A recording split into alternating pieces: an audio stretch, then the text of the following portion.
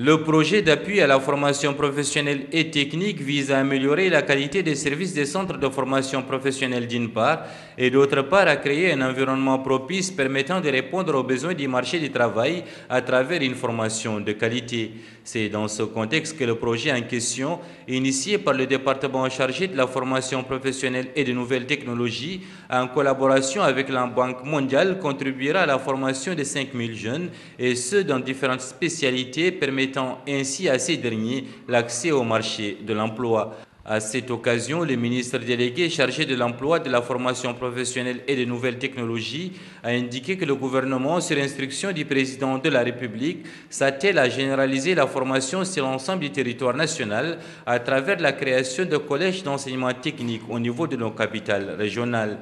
Et c'est pourquoi, a ajouté M. Mohamed Khouna, ce projet s'inscrit dans le cadre de la stratégie initiée par son département visant à promouvoir un système de formation intégré en tant que composante fondamentale de notre système pédagogique.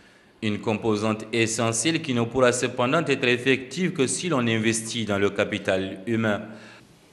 Il est évident que le meilleur investissement est le développement des ressources humaines.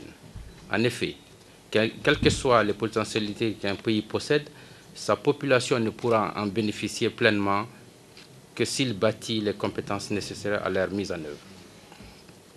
Heureusement, la Mauritanie a très tôt compris cette impérieuse nécessité et a consenti en conséquence des efforts importants pour le développement de son système éducatif à tous les niveaux. Ces efforts se sont traduits par un taux de scolarisation du primaire de plus de 98%. Cette performance est encore plus appréciable quand on sait que le taux de participation des filles est légèrement supérieur à celui des garçons.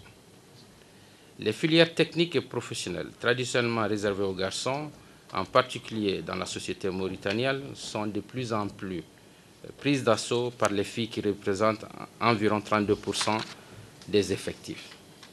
Avec un taux appréciable de scolarisation au niveau des établissements publics et privés nationaux, la mise en place de ce projet d'appui permettra à ces jeunes d'être outillés et mieux préparés dans l'exercice de leur future expérience personnelle et professionnelle.